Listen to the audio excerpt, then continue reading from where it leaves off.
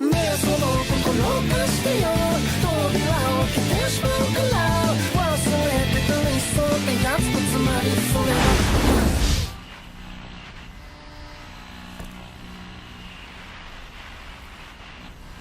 I'm sure my mom was trying to protect me.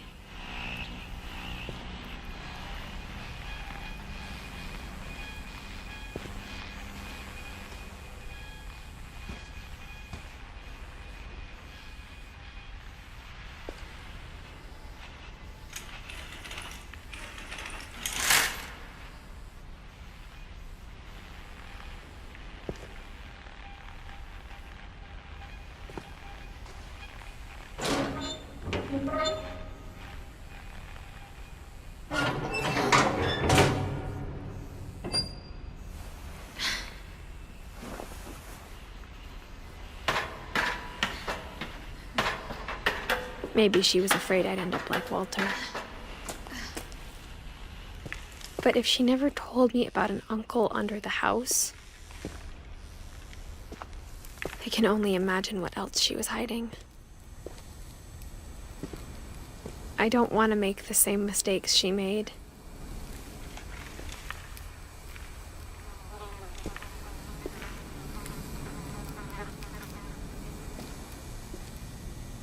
Trying to bury something that's still alive.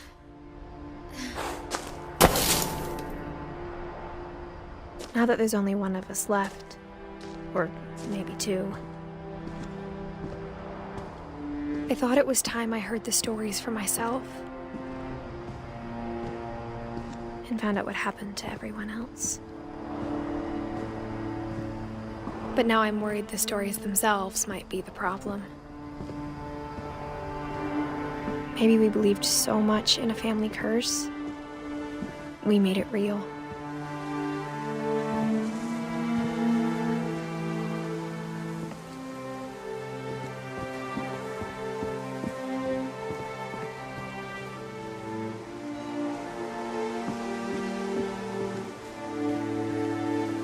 I don't know if I should even be writing this.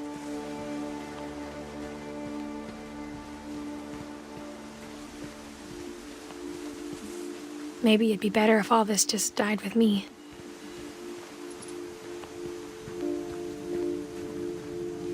But I thought you should know about your family.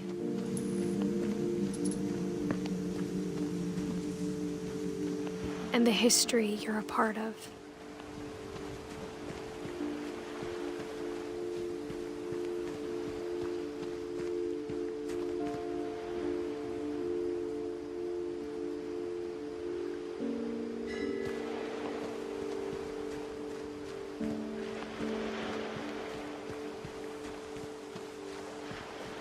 Though to be honest, I feel as lost as you probably do right now. I think the people in these stories believed them, for what that's worth.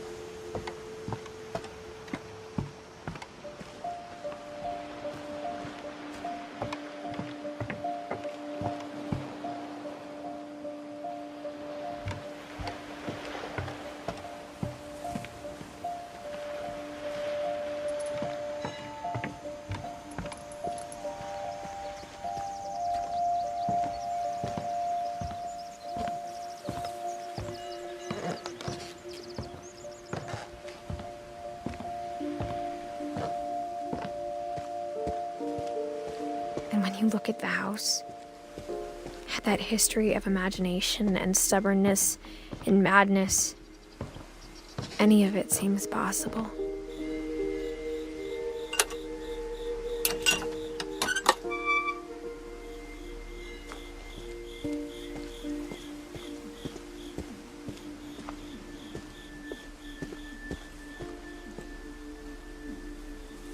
I think we've been surrounded by death for so long, we've just gotten used to it.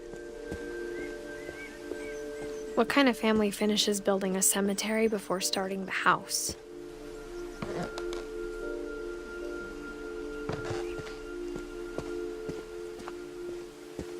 It's embarrassing for me to admit this, but the pet cemetery made me more uncomfortable than the human one. 3 of the gerbils were mine, and 2 had been my fault.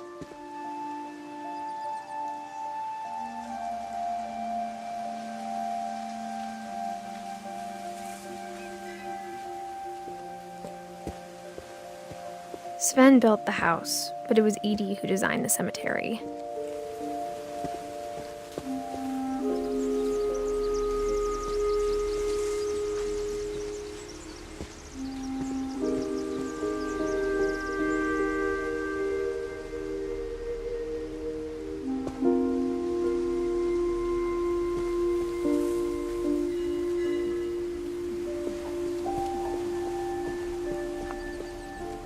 I'm sure Odin's monument had been Edie's idea.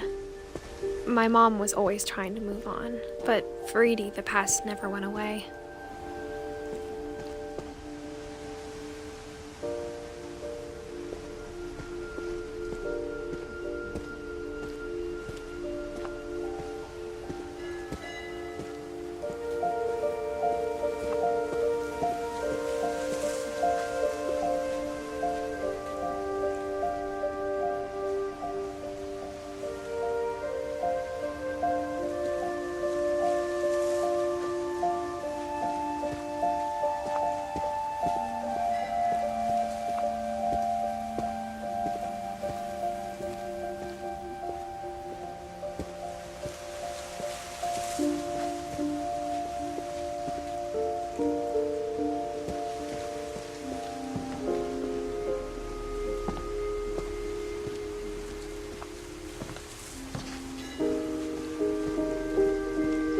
Her dad had been pretty strict, but it wasn't enough to save her brothers. She was just trying to do better.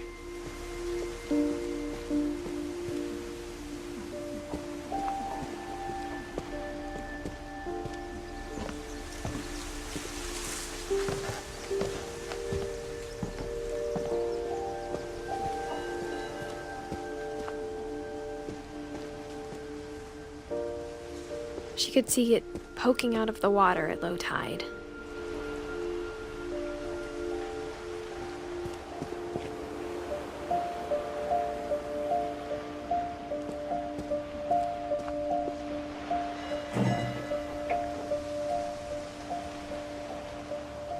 Edie said she dreamed about the old house every night.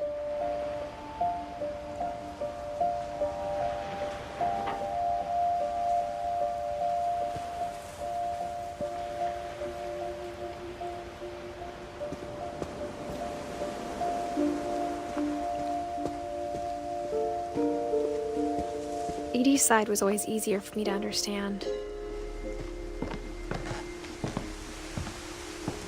But the older I get, the more I can see where my mom was coming from.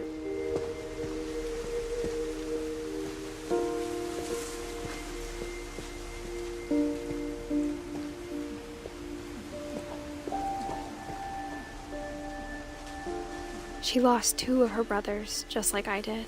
I get why she tried so hard to protect us.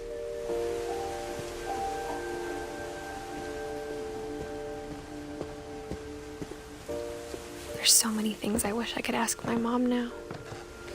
Part of me thinks this is what she wanted all along. For me to come back someday and find everything out for myself.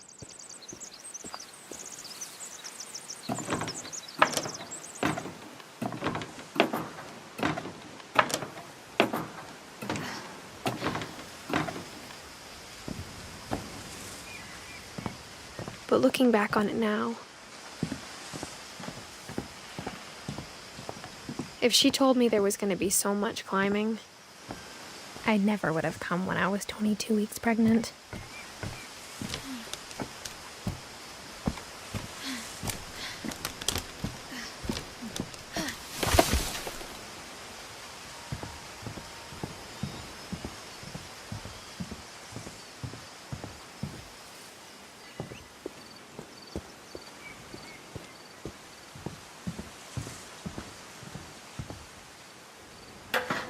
I never met Grandpa Sam, but I think he and my mom had a lot in common.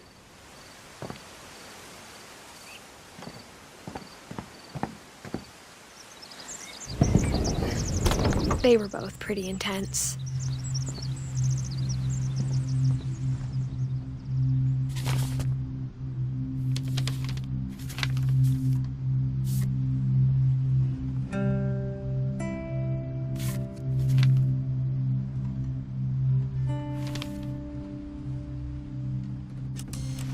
Dawn, I promise, you'll never forget this weekend.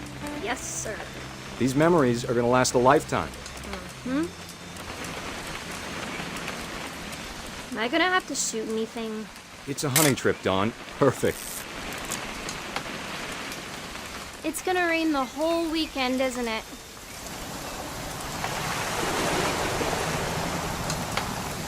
I will never forget this weekend, Dad.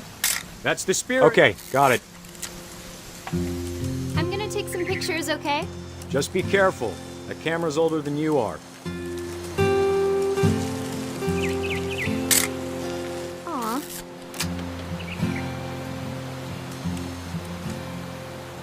You're right, Dad. It's starting to clear up. Still freezing, though.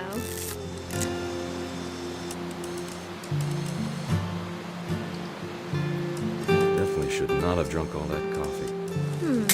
Hey! That's a keeper. Hold still while I take a picture of you. I'm just saying, I'm not always gonna be here, Dawn. You'll need to remember this stuff, if you want to survive. I'll be fine, Dad. You know who else thought he was gonna be fine? Some guy who died. Dawn, I'm being serious. I know, Dad. You're always serious. Doesn't being out here make you want to chill out? Well, to tell you the truth, I haven't been out here in 20 years.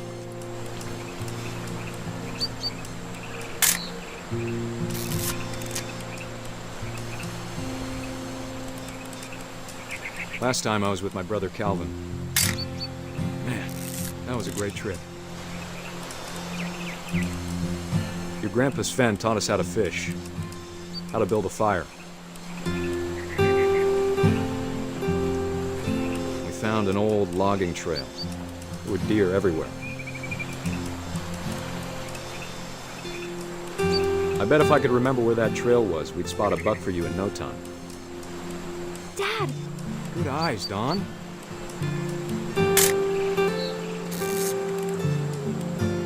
Before you take the shot, let me get a picture of you.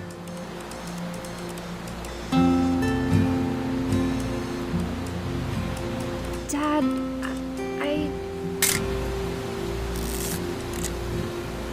Let me get behind you. Do I have to do this? Dawn, you don't have to do anything. But if you want to survive, you'll need to be strong.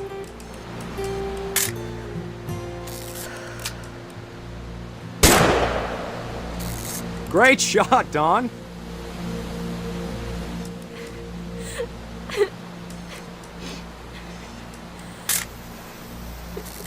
I'm proud of you, Dawn. Always remember that, okay?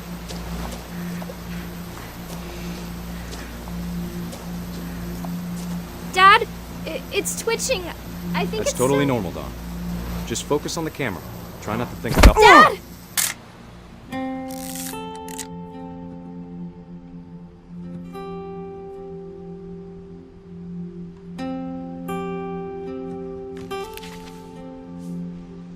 of all these stories, that's the one I wish most that my mom had told me.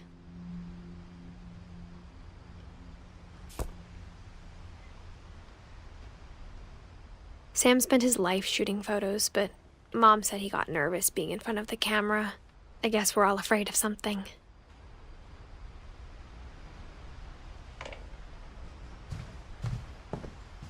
Instead of hiding from death, Sam seemed to go out of his way to meet it.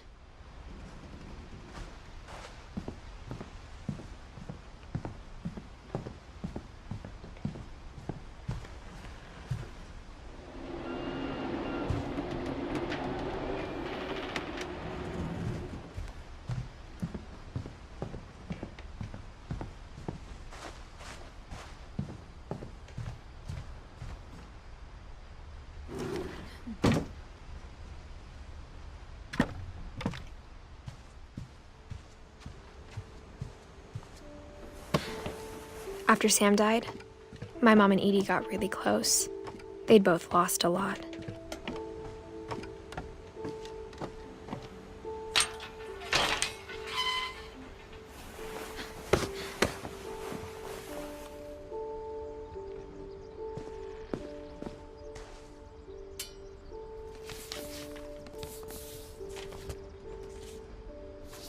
Dear Kay, do you remember the way Gregory used to laugh when he thought he was alone? Like something funny was happening, but only he could see it. I think he saw things the rest of us don't.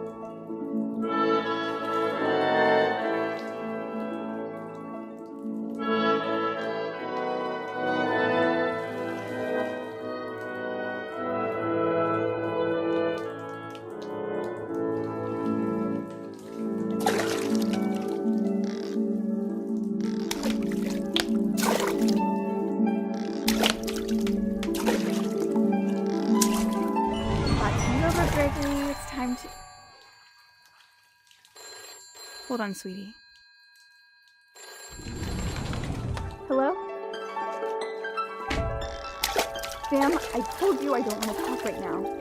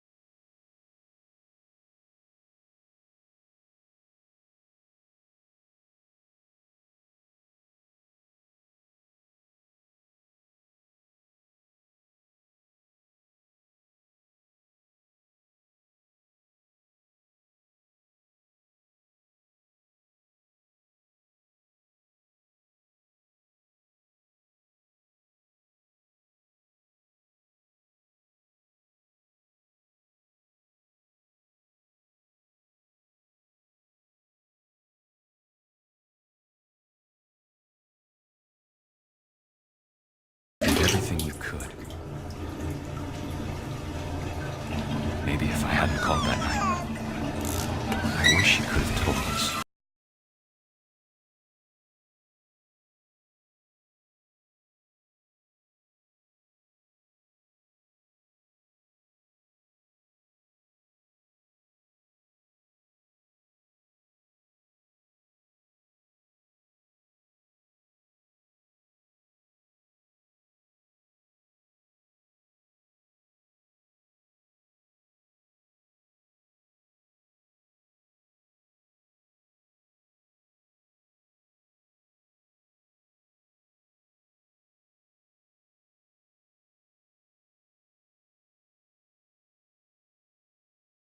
I'm sure he's happy.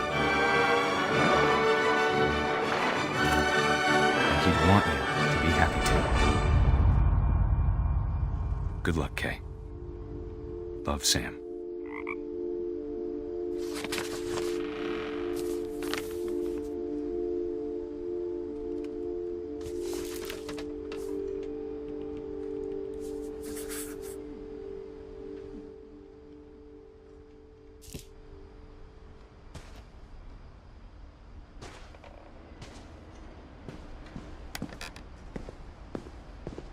I can't imagine my mom ever writing poetry, and yet... A poem for Gus, who always said the wedding was a bad idea. Our father never hit us kids, at least not very hard, before the day my brother said with teenage disregard that he'd be dead before he'd see a wedding in our yard.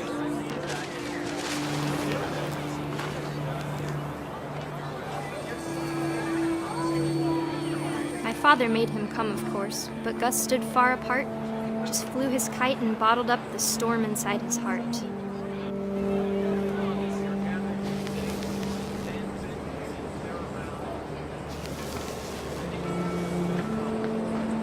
I tried to talk him out of it, but though he'd never met her. We don't need a stepmom, were the words that I now pronounce you husband and wife.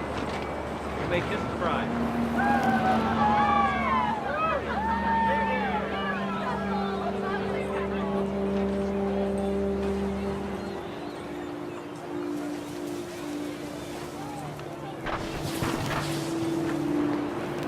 When the time for photos came, Dad ordered him to come here. But Gus declined, and as a sign held up his middle finger.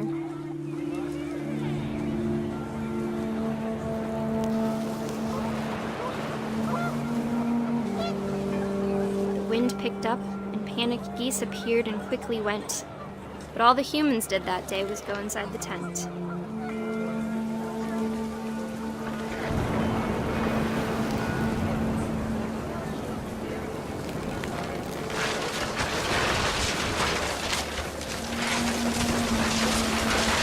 Rain came down in buckets then, but no one seemed afraid that nature might destroy the tent our dad had crudely made.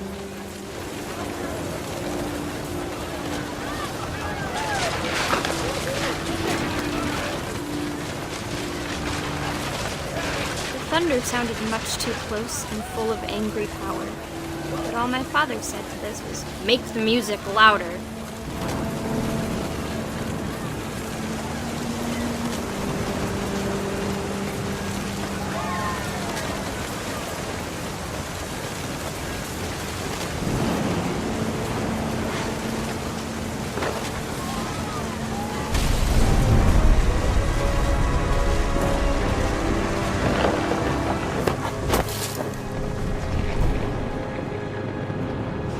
I wish that I could truly say I thought about you on that day. Out there on the beach alone, just you, the wind, the sea, and foam. But I didn't, until we found you.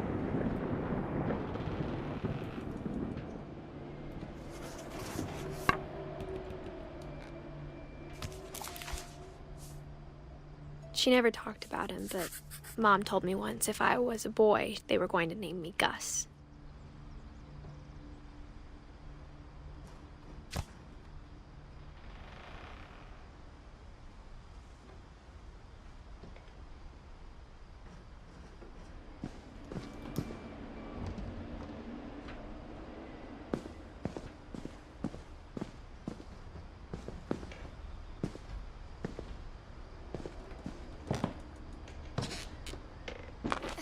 My mom moved up to the loft after her brothers died. At the time, it was as far away as she could get.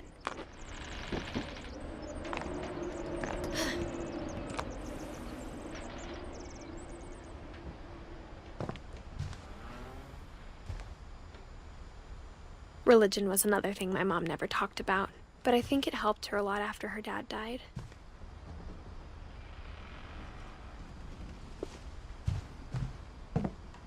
She spent a summer building houses in Calcutta, where she met my dad, Sanjay.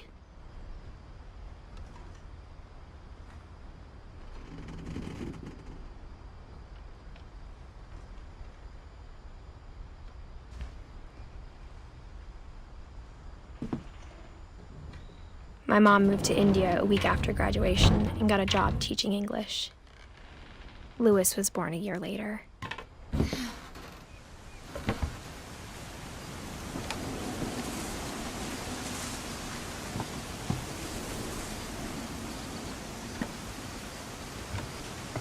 When my dad died, I don't think Mom knew where else to go.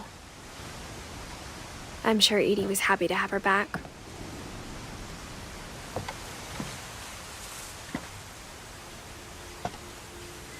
And to see kids in the house again.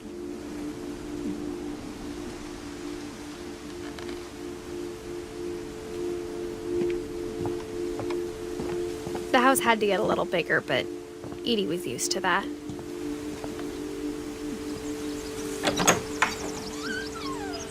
And for a while, things were good, almost normal. But it didn't last.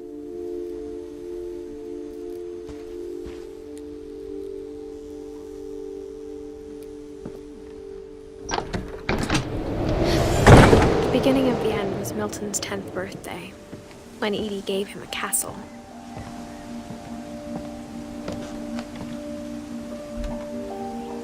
After Milton disappeared, the only thing he left behind was a room full of paintings.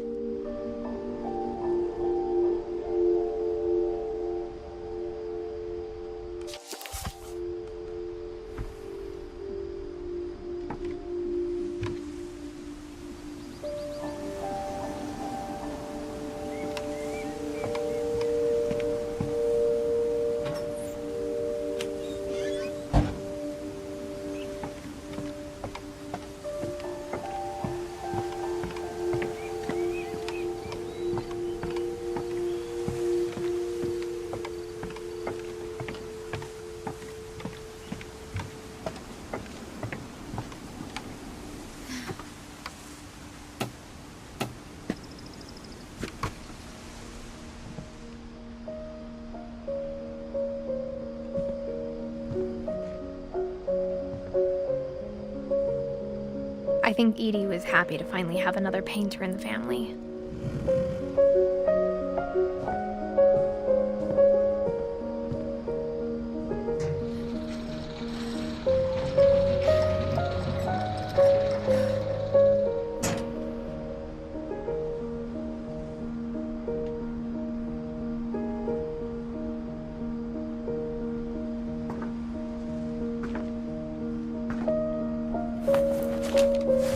Milton Finch in The Magic Paintbrush.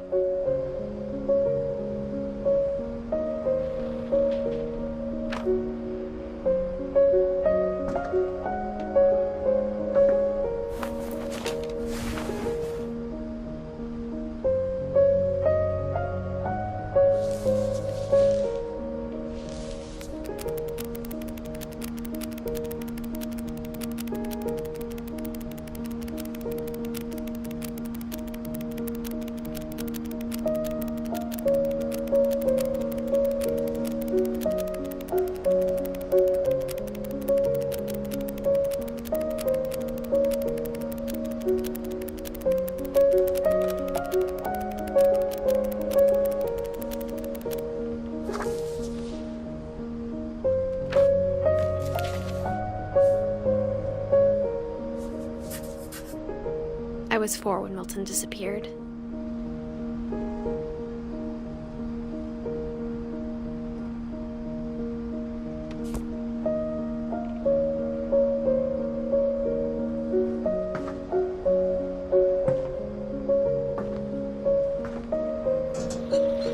Mom spent months searching for my brother. Then she sealed the doors.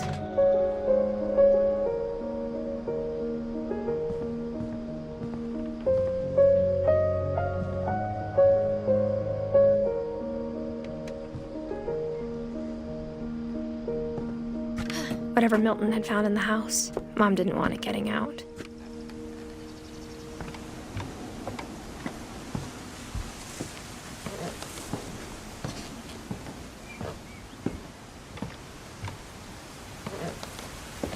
Mom definitely blamed Edie, but I think Louis blamed himself.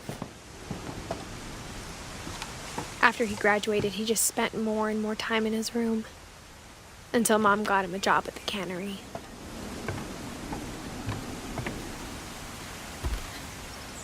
Everyone always told me to stay out of Louis's room, except Louis.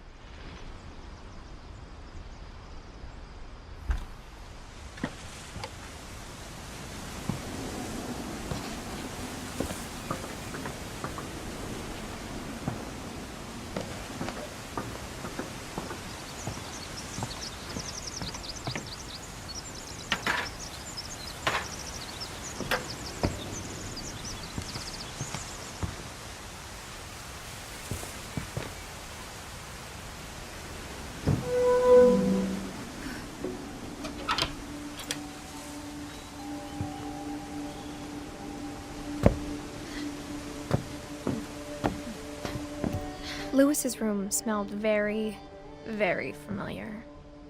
That part of him lived on.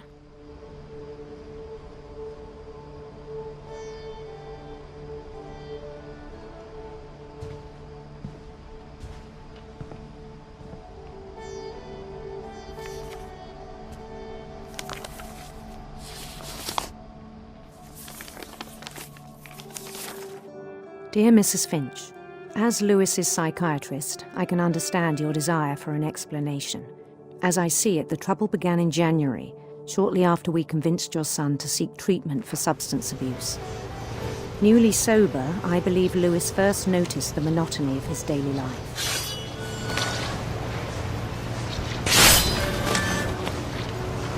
He kept working at the cannery, but he withdrew part of himself. In our sessions, I saw the same behavior. His mind began to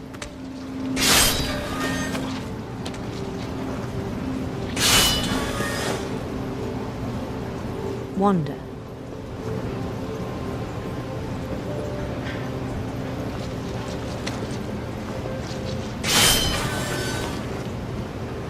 I asked him to describe it. He said he started small, imagining a labyrinth. He'd feel his way about.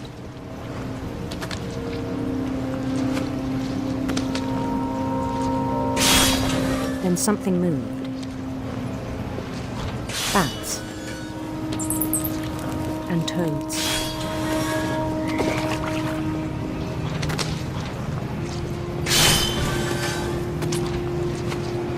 And things that have not names. He knew it was all in his head.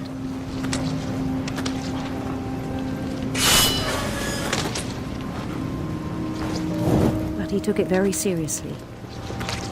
I had hoped he'd find himself.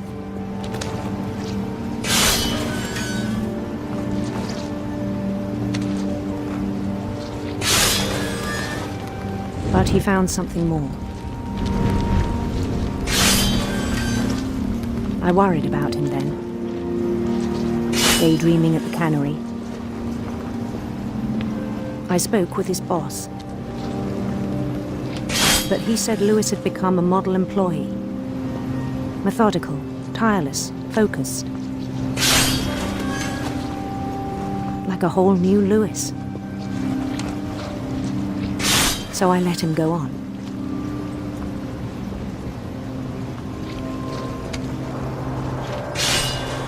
I even encouraged him. It seemed very promising at first. He told me he'd made a new friend.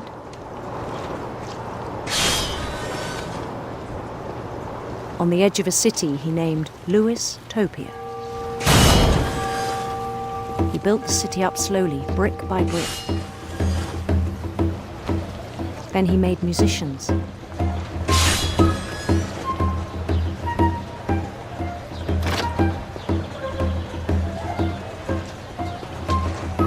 And songs for them to play.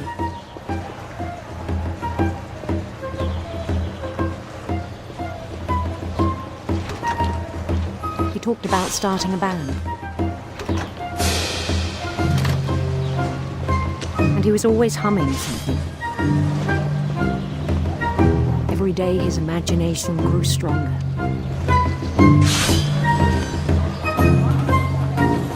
He no longer spoke at the cannery. But his chopping was as reliable as ever. Then one day it struck him that all the cheering crowds, even the stones under his feet,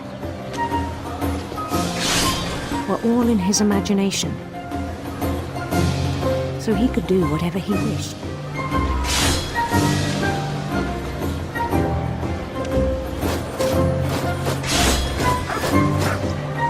He held an election for mayor.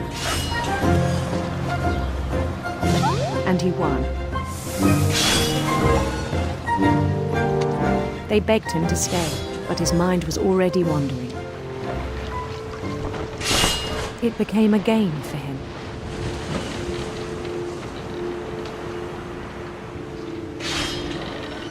He'd conquer a city, then immediately push on. New Louisville.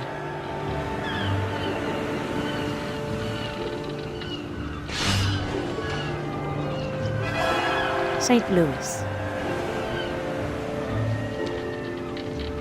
He started drifting away from our reality.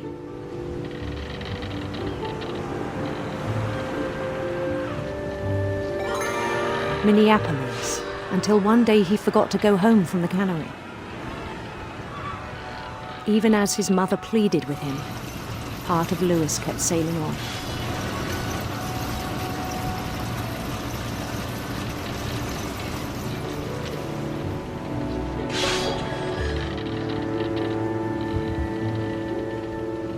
In Lewisburg, he heard rumors of a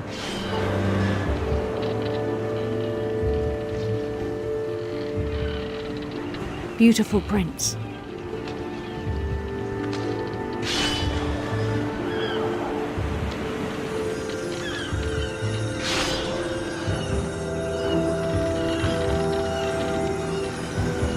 The prince was on his own quest for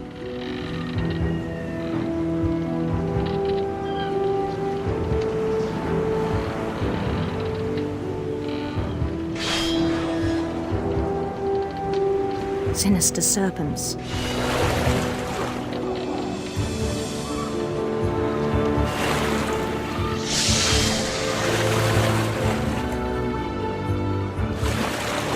He followed the sound of his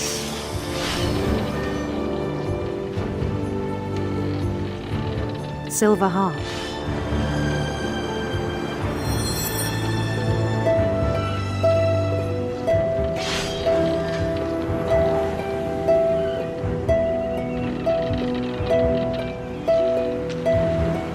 His chase led him to a golden palace east of the sun and west of the moon.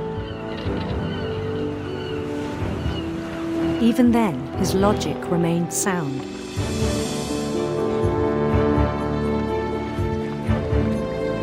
He knew the world was all in his imagination.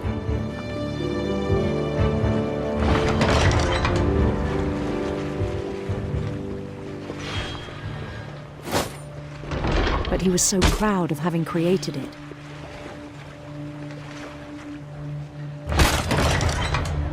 In his own eyes, he'd become something greater than a king.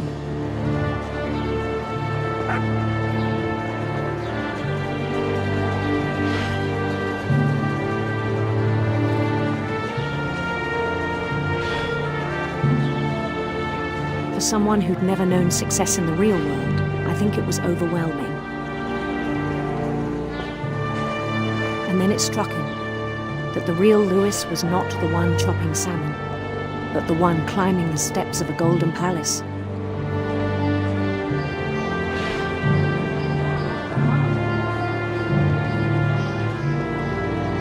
My imagination is as real as my body, he told me. It was hard to argue with him.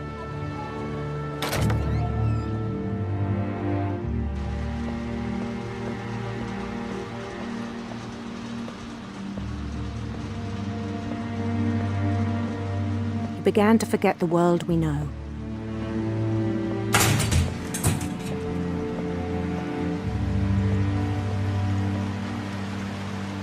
I think it pained him to remember Lewis, the cannery worker.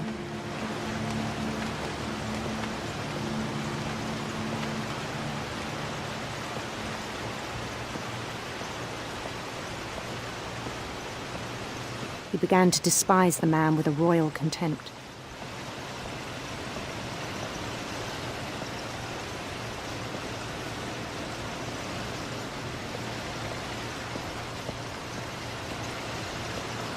I still thought I could save him.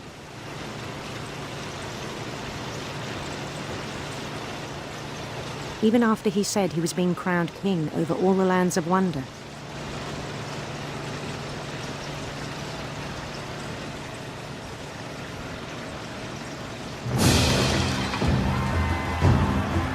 The palace would be packed with his companions.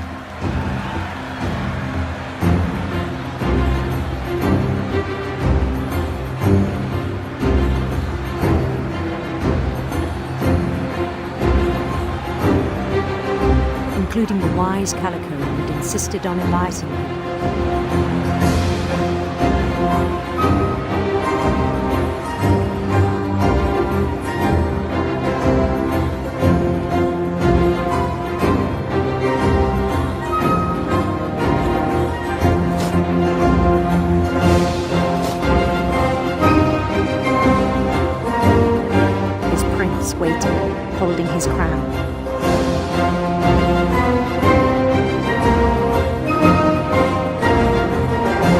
was only one thing left to do.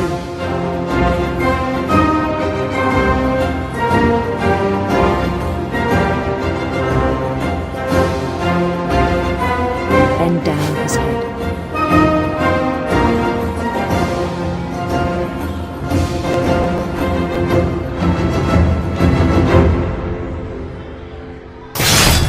And the rest I think you know. Mrs. Finch, your son was a kind man who will be missed by all of us who knew him.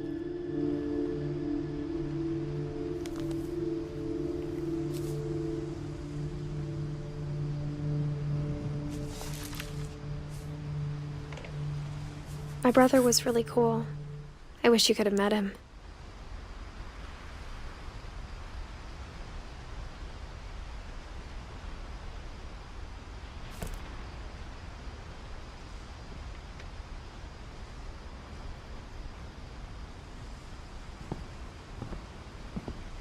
He was so proud of being Indian.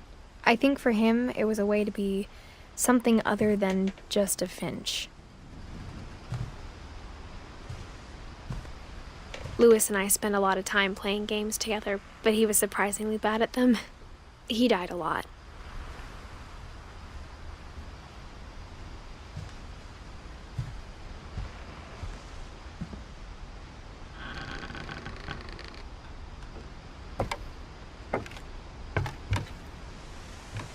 On the way back from Lewis's funeral, my mom told me to start packing.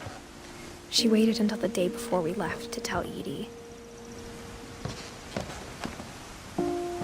I'm not sure if she wanted to make it easier or harder.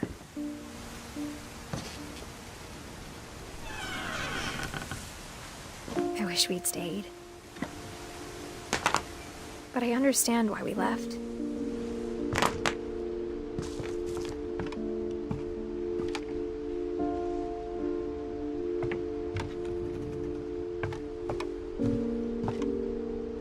My mom ended up leaving everything behind.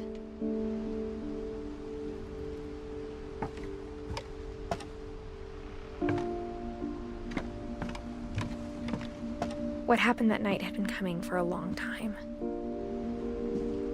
Maybe it should have come sooner.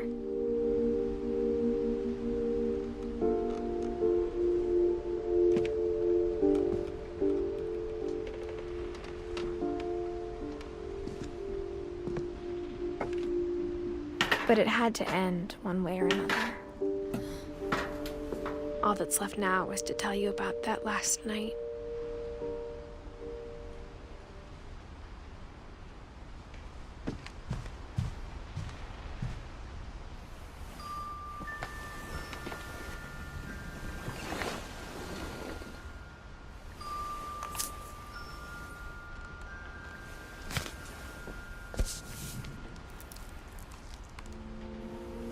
That whole last day, Edie just watched us pack and didn't say a word. Until supper, when she raised her glass and said, "To our final night together, and all our final nights apart." Grandma, you know what I said about alcohol. Some of your medications are very Edith, specific. I left a present for you in the hallway. Why don't you go open it? The grown-ups have to argue now. I'm sorry, you're right. We're all leaving tomorrow. Let's just enjoy our last... I'm not leaving. Edith, you're excused.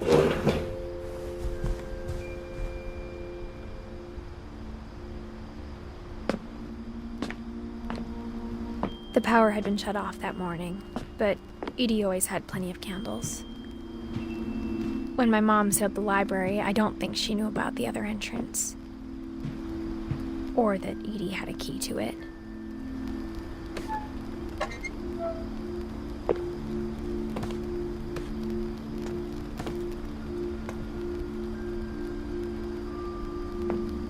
That thing you're afraid of isn't going to end when you leave the house. Edith has a right to know these stories. My children are dead because of your stories. I think it's best if Edith and I leave tonight. We'll have the nursing home send a van for you in the morning, okay?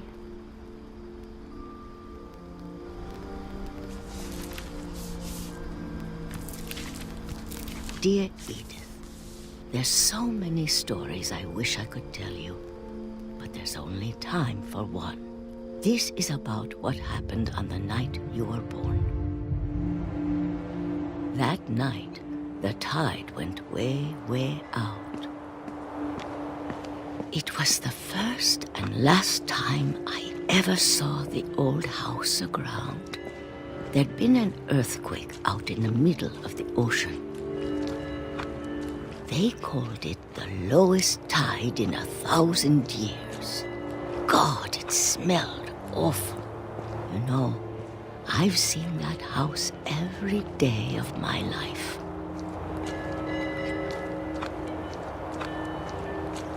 But I never thought I'd go back to it. When the fog rolled in, I lost my way.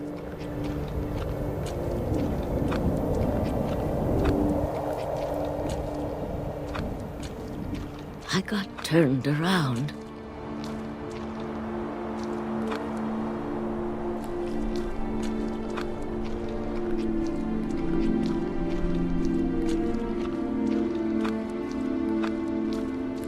For a while, I wandered.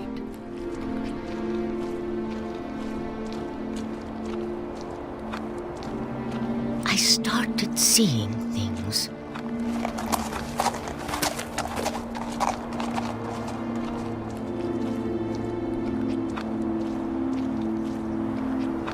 Things I'd forgotten had ever existed.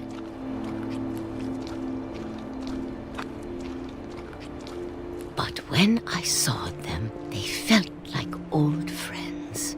That night, a lot of things came back to me. Or maybe I came back to them.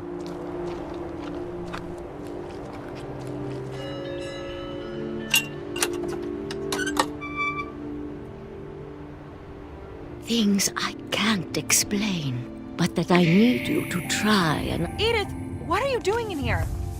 It's mine. Edith! Mom, you're gonna rip it! Let go! I kicked and screamed, but Mom dragged me to the car. I never saw Great-Grandma Edie again. The next morning, the van came to pick her up, but she was already gone. After that, we moved around a lot.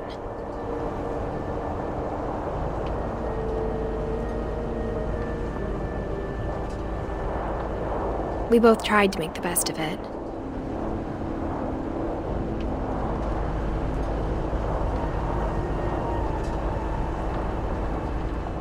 A few years went by.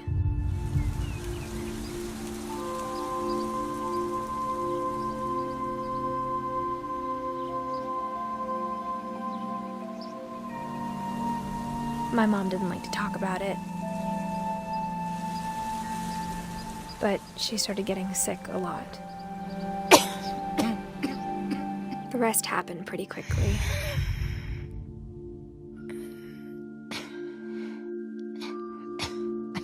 She got better for a while, and then she didn't.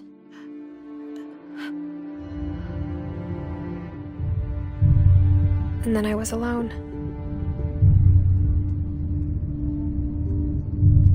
The last Finch left alive.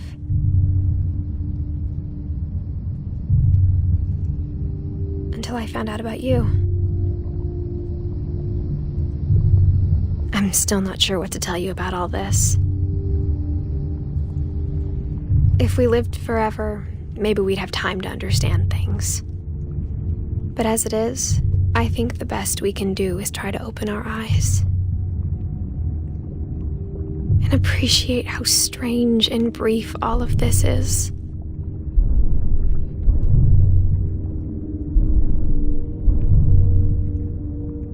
This journal was supposed to be for you. But now I hope you'll never see it. I just want to meet you and tell you all these stories myself. But I guess if you're reading this now, things didn't work out that way.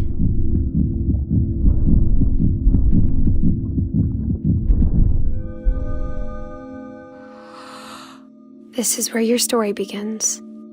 I'm sorry I won't be there to see it. It's a lot to ask, but I don't want you to be sad that I'm gone.